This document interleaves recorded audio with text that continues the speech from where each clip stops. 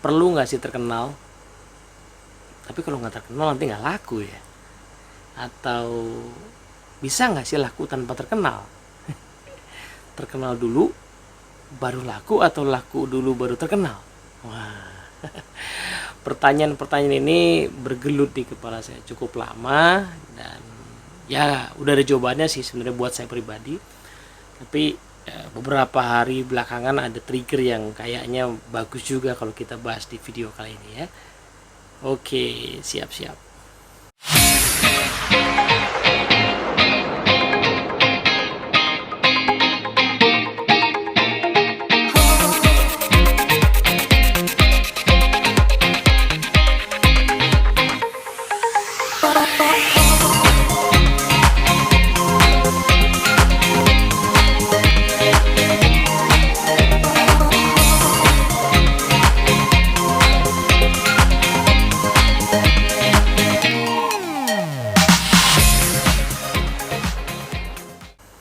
Assalamualaikum warahmatullahi wabarakatuh. Halo teman-teman semua. Beberapa waktu belakangan ini saya lagi baca sebuah buku yang memicu kembali ya pemikiran soal ya, keterkenalan inilah gitu. Jadi judul bukunya saya rahasiain aja dulu ya. Someday kita akan bikin video buat ngulas ini. Yang jelas buku ini membahas soal bagaimana dunia ini berputar begitu cepat, begitu padat gitu, yang otomatis ya salah satu implikasinya adalah kita akan bergantung kepada citra, karena memang hanya citra atau image lah yang memungkinkan untuk dipertukarkan secara cepat ya. Nah akhirnya kita memang ya masyarakat saat ini kehilangan ya mungkin kemampuan untuk menikmati kedalaman gitu. Contoh sederhana lah ya, kita hanya bisa melihat artis ya dari apa yang dimosting di medsos gitu. Tiba-tiba kalau kita kenal orang aslinya, terus ada sisi-sisi yang mungkin membuat kita terkejut ya. Either terkejutnya itu terkejut senang maupun terkejut kecewa gitu. Ya, kok beda dengan yang di medsos? Ya iya ya kan, karena tidak mungkin medsos menampilkan keseluruhan kehidupan seseorang ya, pasti hanya potongan citra saja yang bisa dipertukarkan dengan cepat, diviralkan kan hanya citra itu ya. Kita nggak mungkin bisa mendalami seseorang, padahal sebenarnya kalau kita pengen punya hubungan yang mendalam dengan orang ya kita harus punya interaksi yang intens, frekuensi yang sering, melihat keseluruhan sisinya, lalu bisa menikmati kelebihannya dan memaklumi kekurangannya itu misalnya. Dan itu tidak hanya berlaku di artis saja, saya kira di kehidupan manusia awam pun juga demikian ya. Adanya medsos membuat kita hanya bisa mengenal banyak orang ya. Kita jadi bisa kenal banyak orang sekarang sih ya. Teman-teman kita yang lama gak ketemu bisa ketemu ya. Teman kita yang belum kesempatan ketemu langsung tapi kita bisa kenal karena saut-sautan di Facebook misalnya. Tapi sebenarnya yang kita pertukarkan dengan dia itu sebenarnya baru tatanan citra. Ya, kita belum bisa punya kedalaman gitu. Karena nggak memungkinkan di medsos itu untuk punya kedalaman. Nah, lalu tiba-tiba saya berpikir soal keterkenalan itu lah ya. Jadi bener juga ya kalau kita kemudian pengen terkenal ya, itu konsekuensinya adalah kita berarti harus menampilkan citra-citra gitu ya, citra-citra yang menarik bagi masyarakat yang jadi tanda kutip market kita, dan harus pada dasarnya bersedia menjadi tontonan mereka gitu ya, karena mereka akan menonton kita ya, lewat citra itu. Nah, tidak masalah kalau citra itu sama ya dengan kehidupan asli kita, itu nggak ada masalah. Karena pada saat suatu hari orang menemukan kehidupan asli kita, dia akan melihat ya sebagaimana yang mirip dengan yang terjadi yang kita tampilkan di media sosial misalnya. Tapi kalau ternyata jauh berbeda, nah nih problemnya. Orang mungkin akan kecewa, dan kekecewaan itu makin jadi bahan tontonan lagi, makin jadi omongan gitu ya. Salah satu contoh misalnya, kita ya sudah banyak lah kasusnya. Kita kenal ada motivator yang saya sangat mengagumi sampai sekarang ya, kemampuan beliau mendeliver sebuah insight gitu setiap minggu bertahun-tahun. Terus hanya karena sebuah kejadian di masa lalu yang terangkat, lalu yang kita juga nggak tahu kejadian persisnya gimana, itu dipertukarkan, diperputarkan gitu ya. Lalu kita, atau mungkin nggak kita lah, sebagian orang kemudian lupa ya, bahwa mungkin pernah mengambil manfaat dari nasihat-nasihat yang dibawakan itu. Karena pada dasarnya orang selalu punya keingintahuan terhadap sosok yang diminati, dikagumi. Jadi kalau dia senang dengan apa yang tampak dicitra di media sosial itu, pasti ada keingintahuan kan, mendalami ya. Berarti harus balik lagi menyediakan diri untuk menjadi tontonan keingintahuan orang. Nah problemnya adalah tadi ya, citra yang muncul pertama kali itu adalah selalu potongan-potongan, tidak pernah keaslian, keutuhan. Nah, keaslian atau keutuhan tidak mungkin ditransfer, diviralkan lewat sosial media, nggak mungkin. Kita mau baca biografi seorang tokoh lah misalnya, yang mendalam, yang isinya ratusan halaman itu deskripsinya, sehingga kita bisa agak lebih utuh memahami beliau gitu. Itu kan ya membutuhkan konsentrasi ya, dan kesediaan dan niat ya. Itu nggak mungkin ya biografi itu dijambrengin dan diviralkan semua di media sosial, nggak mungkin. Pasti hanya potongan-potongannya saja. Nah kalau kita mau mendalami, akhirnya kita harus baca, dan ya itu ada investasi. Itu tentu tidak cepat, pada dunia yang berputar cepat ini menghendaki tadi sesuatu yang bisa diputar cepatnya, akhirnya potongan-potongan tadi. Nah ini kemudian membawa saya teringat ya, beberapa tahun yang lalu lah mungkin ya, pernah agak panjang saut-sautan di Facebook gitu soal personal branding. Kalimat ini bagi saya sih netral aja ya, bagus aja, tapi bagi sebagian orang yang saya nggak tahu entah mendalami atau sebenarnya nggak mendalami ya, itu kok personal branding akhirnya menjadi sesuatu yang justru buat saya jadi tampak negatif gitu. Ya, tapi lebih karena itu tadi yang mereka tampakkan ya tidak utuh. Kita semua tahu, kalau kita mendalami sedikit saja soal branding, kita semua tahu bahwa kayaknya pakar-pakar branding yang betulan itu akan bilang bahwa yang disebut dengan branding itu adalah keseluruhan keutuhan reputasi ya. Kita misalnya meyakini ya sebuah merek misalnya kayak Toyota lah gitu, itu kan orang percaya ya, bukan karena logonya yang bikin hoki kan, bukan gitu, bukan karena namanya yang bikin hoki kan, bukan itu kan, tapi keseluruhan reputasi yang dibangun ya oleh Toyota, itulah yang membuat brand Toyota jadi begitu bernilai ya. Itu bukan karena iklan Toyota ya, bukan karena tagline Toyota, tapi karena ya, keseluruhan reputasi gitu ya yang dibangun. Nah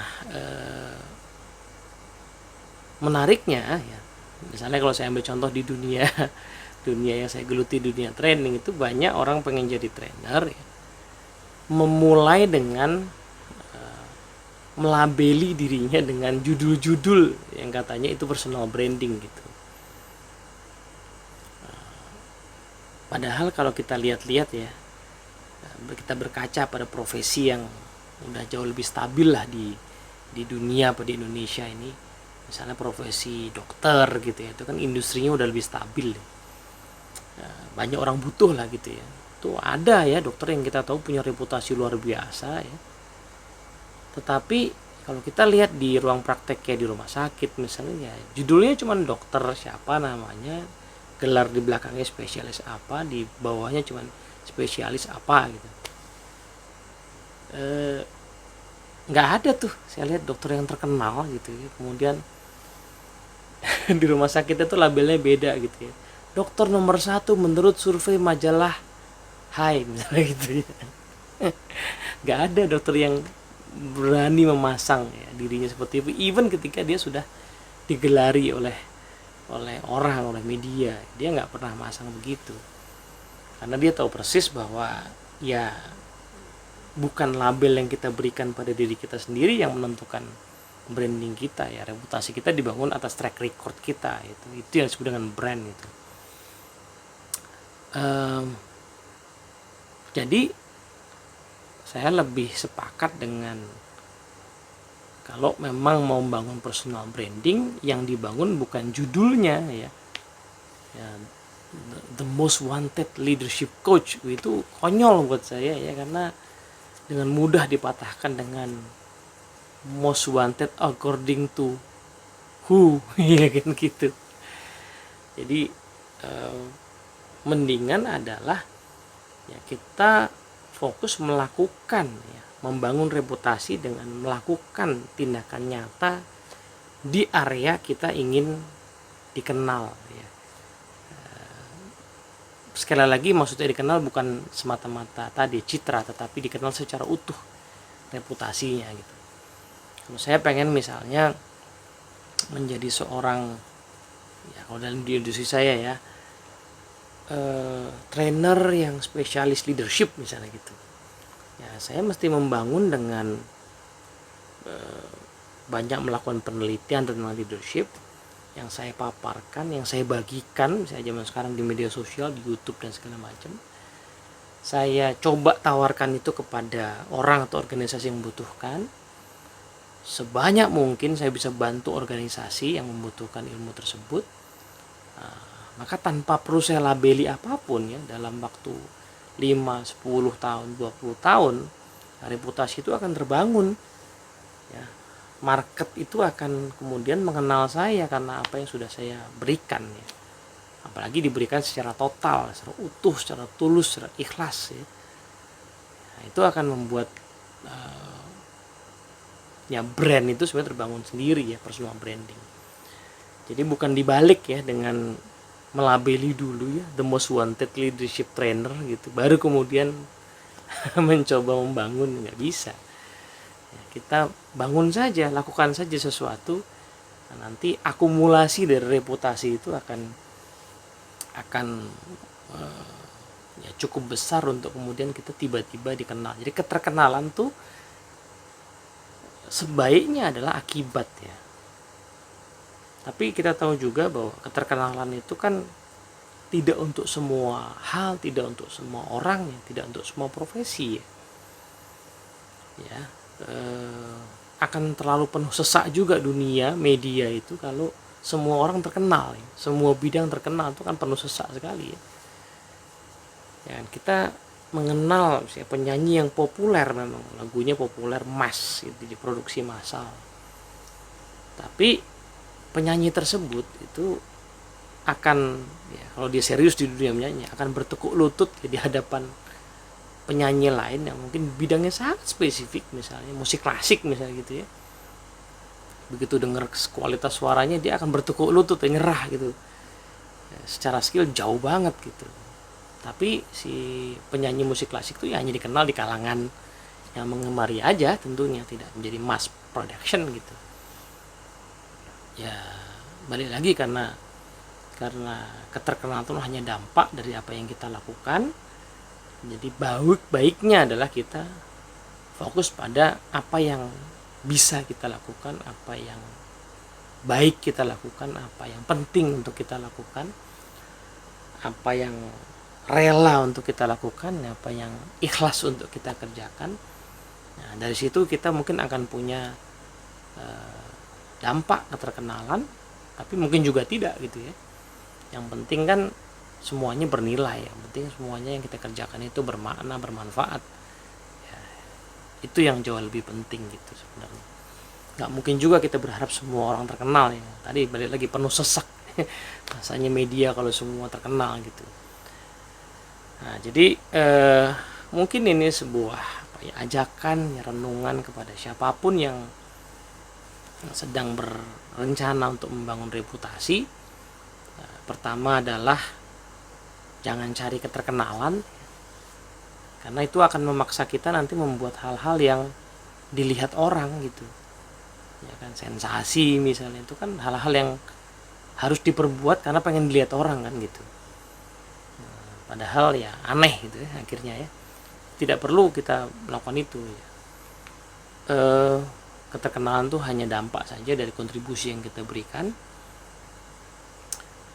Dan kalau yang sudah kita fokuskan adalah tindakan, aksi, manfaat, maka someday kalau keterkenalan itu datang, dia tidak mempengaruhi tindakan kita karena reputasinya toh sudah terbentuk. Kalau tiba-tiba hilang juga dia tidak mempengaruhi lagi gitu. Ya, saya ingat salah satu hikmah yang disampaikan oleh Agim ya, setelah masa-masa beliau itu redup di media ya, di media doang ya redupnya sih. Kemudian pas beliau mulai masuk lagi di media, beliau mengatakan justru ya masa-masa tadi redup di media itu yang tentunya dampaknya luar biasa terhadap misalnya bisnis-bisnis yang ada di seputaran beliau. Beliau mengatakan justru ini momen yang bagus ya, painful ya, tetapi bagus untuk mengevaluasi mana bisnis kami yang memang strong ya secara fundamental, dan mana yang sebenarnya tanda kutip mungkin ya kalau pakai bahasa saya hanya mendompleng ketenaran gitu kan. Gitu. Yang strong ya tetap strong kok ya. Yang hilang ya tadi karena mungkin sebelumnya hanya tanda kutip ya, mohon maaf ini mendompleng ketenaran gitu. Secara fundamental dia nggak kuat gitu. Nah, begitu sih itu pertama. Jadi fokus saja pada apa tindakan yang bisa kita kerjakan, yang bagus, yang baik, yang bermanfaat, ya, yang bermakna buat orang. Nah, kalau kita diuji lah, saya nggak melihat itu dikaruniai ya, diuji dengan keterkenalan ya dihadapi. Kalau tidak diberi keterkenalan ya alhamdulillah. Ya, karena artinya kita diberikan ketenangan hidup karena tidak perlu jadi tontonan, ya kan? Karena pada saat ya seseorang itu tidak atau belum jadi tontonan itu enak loh, ya kan? Tidak perlu misalnya ya memikirkan penampilan gitu ya. Nah, begitu orang masuk TV misalnya, tiba-tiba harus diatur sama TV itu harus pakai baju apa, ngomong apa, harus di make upin ya. Lucu kan cowok di make upin gitu karena nanti nggak bagus dilihat kamera gitu. Padahal kalau dia misalnya melakukan sesuatu dalam keseharian aslinya nggak perlu kayak gitu-gitu ya. Dia akhirnya diatur sama yang nonton gitu, itu masalahnya kan. Jadi saya sih kok rasanya meskipun saya nggak terkenal ya mungkin juga karena saya nggak terkenal jadi enak aja ngomong begini, tapi menurut saya kok jadi diatur-atur sama yang mau nonton kita gitu. Sepertinya begitu ya. Jadi jauh lebih nyaman sebenarnya tidak terkenal tapi laku ya. Nah, penjawab pertanyaan tadi, terus kalau nggak terkenal bisa laku apa enggak? Nah ini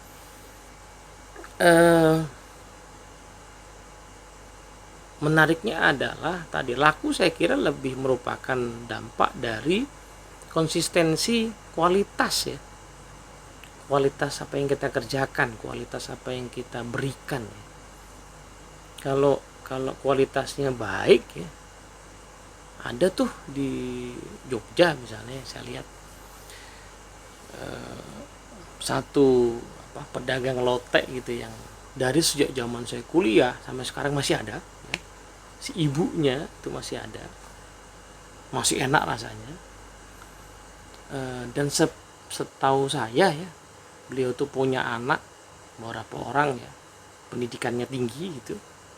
Artinya kan ya, warung yang gitunya aja tanpa cabang, tanpa ekspansi bisnis itu sudah bisa menaikkan ya derajat anak-anaknya gitu. tanpa ekspansi ya, tanpa franchise gitu ya. Karena mempertahankan kualitas ya.